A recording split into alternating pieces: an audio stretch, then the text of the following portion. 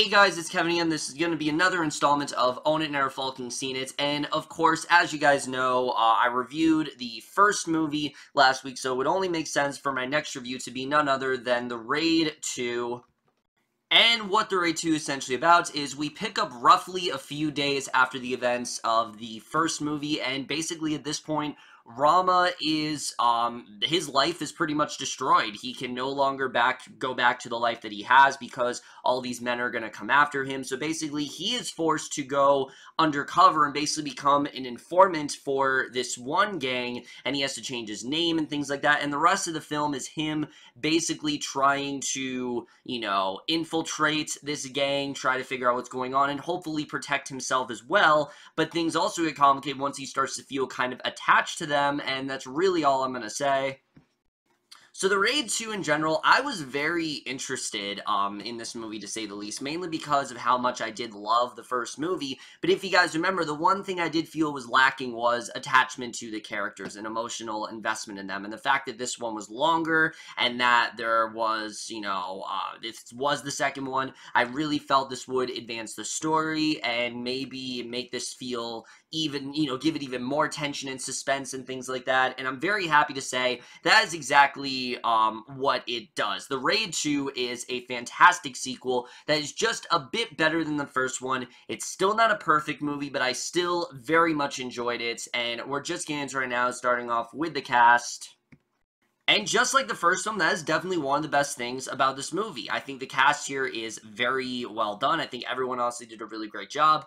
But just like the first film, someone I really do have to compliment is Uwais once again as Rama. Is really great as this character. We feel a lot more attached to him now that we've seen him in the first movie, but also his story here is a lot more interesting because on one hand, he is still Rama, someone who is trying to protect his wife and their unborn child and make sure that they have a good life and, support his father and things like that. But on the other hand, he has to go under this other, identity, basically, and he has to basically reconfigure his entire lifestyle. He has to work with people that were his enemies in the first movie, and just seeing him going through that, I really did love. The way he really does get caught up in the middle of this whole gang war, I thought was very well done, and he really does undergo a pretty big transformation in this film. He starts the film, and he definitely does have his morals, and it's not like he doesn't as the movie goes on, but you start to see him harden a bit, and you really do start to see this much more violent type exterior come out, and I think he really did an incredible job in this movie.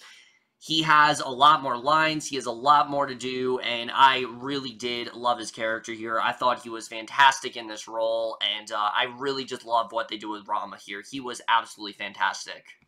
However, as good as Uwais is, he's actually not the standout in this movie. The standout, without a doubt, in this movie is Arifin Putra as the character of Uko in this film. This character is incredible. I mean, this is the kind of character that I really wanted in the first movie. This guy, he basically is the son of, like, the big mob boss, basically, and he doesn't really feel like he's very much respected. He wants to call a lot more of the shots. He really doesn't, he's really not as involved in this as he wants to be, and he's very erratic, and at any second something could set him off, and he really does do an incredible job in this film because you do sympathize with him because his father is treating him like shit, and he's not getting that respect he deserves for him, but at the same time, you're very fearful of this guy because he is very much a loose cannon, and you really don't know, what he's thinking most of the time. You don't know what's going to set him off so easily, and you're just kind of waiting for him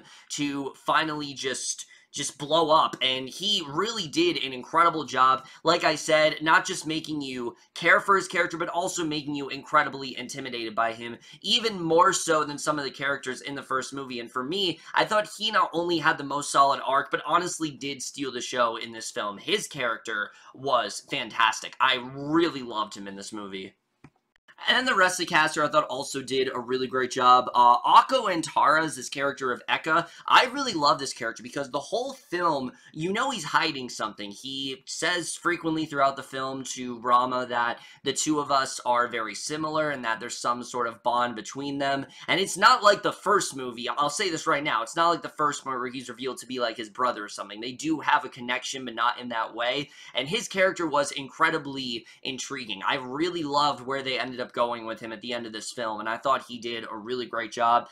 Tio Pakusadewo as, again, sorry if I'm pronouncing these names wrong, but Bangun I thought was also really great. He's someone who, similar to Uko, you just really fear this guy. This is someone who doesn't seem to care very much about his son. He wants to take matters into his own hands. He's always calling the shots. He thinks he knows what's right, and I really did love his character, and like I said, the relation between him and Uko is easily the best thing about this movie. I thought that he did a really great job. I thought Alex Abbad as Beijo was also really good. There are so many characters in this movie that I just really love, like Julia Estelle. She doesn't say a single line in this movie, but she is incredibly intimidating as the Hammer Girl who is on this other side of, she's in this other gang that is trying to, go after the main gang in this movie, and I thought she did a really great job. There's just a lot of characters in here that I very much did enjoy, and it's not that I didn't in the first movie, it's just here I thought the actors stood out a lot more than they did in the first film. So now let's get to the directing and the writing, because that was definitely one of the strongest things about the first movie, and holy shit, did Gareth Evans step it up here. I mean, this is in every way the definition of a sequel that just completely ups the ante and really just takes it to new heights, because the directing here right off the bat feels a lot more urgent than the first movie. Sure, the first movie was them, they were going in this building and they were trying to take out these guys, but here we now know these characters and we know what could potentially happen to Rama. We know the situation he's getting himself into, and right off the bat, from the first scene, you can tell this is going to be a lot more of a frenetic type film, and they really do a great job with that. However, this film isn't fully an action film either. It does have a lot of action in it, but it's definitely more of a crime drama, and that's something I definitely really did enjoy. It focuses a lot more on the dramatic side, and I thought that was very well handled. But the action, when it's in there, it's great. I mean, it is so frenetic. You are so into it, and it rarely does stop, and I thought that it was very well done in terms of the directing. I thought he definitely did have it down, and especially because the first film was so focused on the action, it made sense for this one to not dial that down, because it's definitely still present in this film, but focus more on the characters, and that's something I definitely really did enjoy. The writing, again, I think is very much stepped up here, because, look, I got a lot of complaints. Not a lot, but I actually did get a complaint for my review of the first film, and someone was telling me how, oh, the character development, it doesn't matter through the dialogue, you can tell it through the emotions on their face. And look, like I said, I would have been fine if the movie was like Dunkirk, where you have a bunch of characters in this setting and you don't really know their backstory and things like that, but through their emotions, you can tell what they're going through. That's fine. My problem with the movie is that it didn't really know if it wanted to be a, a event type film where it's surrounded around this one event and the characters that inhabit it, or if it wanted to be a character study about these characters and why they're doing this. This one feels a lot more focused. This one is clearly about the characters and the decisions they're making. That's something I really did love. Again, it's not like the action isn't in there, but this one is much more focused on the characters, and because of that, it's a lot more interesting. I mean, right off the bat, from the first scene, I'm not going to spoil it, but Rama is facing a much bigger dilemma in this movie. He has to go through a lot in this film, and that's something I really did love here. I thought they really did a great job of heightening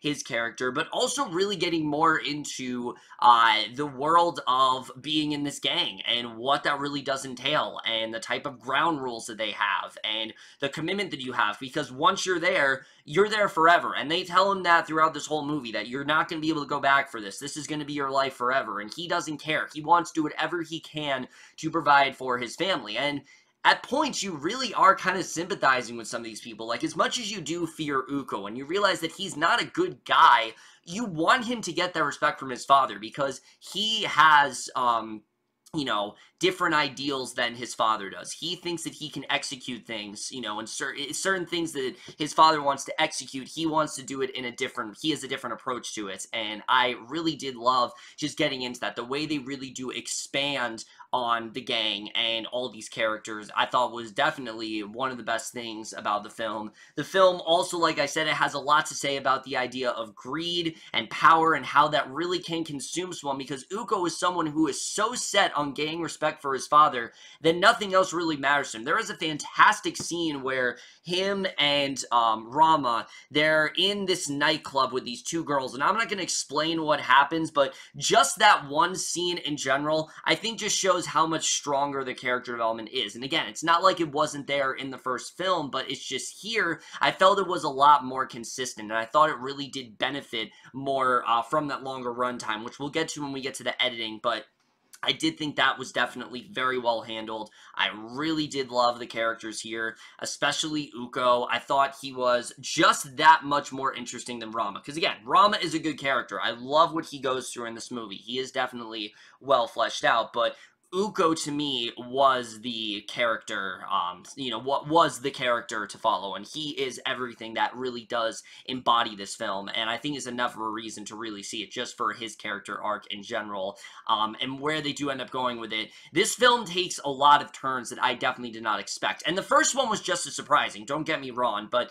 just because I was more invested in the characters, the stuff that goes down here is that much more surprising, and definitely stuff that I wasn't expecting at all. I really did love some of the turns that this really did take, especially in the third act. They are definitely not playing around.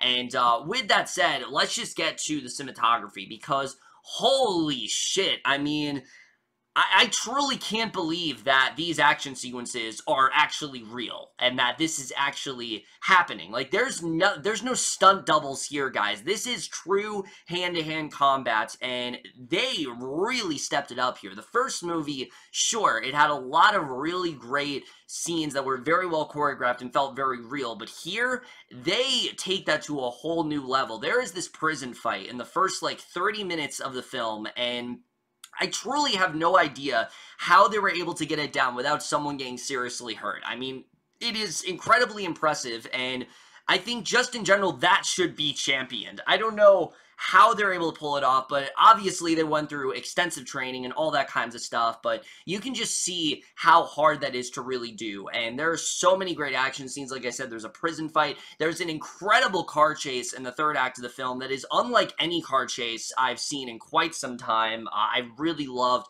the way that scene was done. The climax is fantastic. It's a lot bloodier than the first movie. This movie is so gory. Holy shit, is there a lot of blood here, and there were so many scenes that just had me on the edge of my seat. They're just very nail-biting, and I think the cinematography is so great here. It's so well realized, just like the first one, but even more so here. I think he just really did step up his game, and I'm just so interested in seeing what his next film is going to be, because Gareth Evans in general, I think, has really cemented himself as one of the best directors of, you know, whoever his director of cinematography is, he needs to get him for the next movie. I don't know exactly who it is, but whoever it is, he really does need to bring him on board for the next film that he's doing, because this guy definitely knows what he's doing, and I think he did an incredible job with, again, just making it feel so real and in the moment, and it's truly unlike most action films that do come out today. I really loved the action scenes here. The score as well is just so great. It's very brutal, it's very in the moment, and it just perfectly puts you into that environment. And then the editing, like I said, this movie is much longer than the first one. The first one felt very short, and this one feels even shorter, despite the fact that it is actually 2 hours and 30 minutes. And I will tell you right now, there was not a single dull moment in this film for me. There really wasn't a point where I'm like, this is dragging, this isn't interesting anymore. The film stayed interesting all the way through, and I think because it is a lot longer, they're able to explore a lot more facets of these characters, specifically Uko. Definitely, we explore pretty much every side of that character. We get into every single thing we could with that character, and I think they did that perfectly, and I really did love the editing, and I think, like I said, it's very well paced in that way, and also, dissimilar to the first film, this film actually takes place over a few years, and I thought that was honestly a very interesting choice because it really does divorce it from the first movie. You know, there's nothing here where you can say, oh, they're just retrying the first film. This is an entirely different film, and you know, I'm not saying that you can watch this without seeing the first film because, especially what happens in the first scene, you won't feel as attached to it and as invested if you didn't see the first movie, but this film is so different from the first film that you almost could watch it on its own, and I think they did a really great job with that. However, as good as it is, it's still not 100% perfect. It's very close. It really is. It's very close to a perfect movie, but I will say there are a few characters in this film that I do think didn't really need to be here. Specifically one character who is the same actor that was in the first movie, but he's played Mad Dog in the first movie. He's playing a different character here, and I saw the point of him for sure, but once something happens to him in this film, I really was kind of like, why was he here? What was really the point of his character? And he really didn't amount to anything, and I didn't really feel like he had much of a role in this film, despite the fact that they just kind of needed him here, and oh, people really love this guy, let's just bring him on the second movie, and it just didn't really seem like they knew what to do with him, unfortunately. Also, as much as I did enjoy Rama's character here, because like I said, I did think he was a lot more investing in this movie, his family we still don't get a lot with. We know that, you know, he has a wife and that she now has a child and that he has a father that really wants to keep his wife safe, but other than that, we don't really do much more with the family, and I think especially given what happens in the first scene, they really could have gone into that just a little bit more than they did, and for me, they just didn't really get there. But other than that, I think this is a fantastic film. It is incredibly shocking. It is very riveting. Like I said, it really does have a much more urgent tone than the first movie really did. Not that the first one didn't, but just this one, you feel like so much more is at stake, and I think they did that in a very well done here. The characters, I think, are very much heightened. I think the emotion is very much heightened. Just everything really is heightened here. The Raid 2 is the definition of a sequel that is just that much better than the first one. It's still not a perfect movie, but I still very much did enjoy it. I think it really is a good example of what more action movies should aspire to be. I really am very interested in seeing what Gareth Evans is going to do from here, because I definitely think that he is definitely one of the best talents in terms of this kind of film, and I'm very interested in seeing what he does end up doing after this, and I'm definitely going to give The Raid 2 overall an A. But overall, guys, in my review of The Raid 2, let me know what you guys thought of this movie overall, left your thoughts in it, and now, guys, since I'm done with both the Raid movies, I'm now going to show you guys what I will be reviewing next week. Alright guys, so as per usual, here are all the films that I'm going to be reviewing, and now we're just going to click randomize. And it looks like the next film we're reviewing is The Hurt Locker. I have had numerous requests to watch this one. Many people have recommended it to me, so definitely look forward to that sometime next week. So like I said, guys, definitely look forward to that next week. The Hurt Locker is a film that's similar to The Raid. I have had tons and tons of recommendations to check out. I have so many people have told me that it is such a great movie, and I'm very excited to finally see it. Definitely look forward to that next week. Other than that, guys, that's it for this video. Hope you guys enjoyed it. Let me know what you guys thought of this overall. Left your thoughts, and we'll see you guys in my next video, and I will see you guys for that. Okay, bye.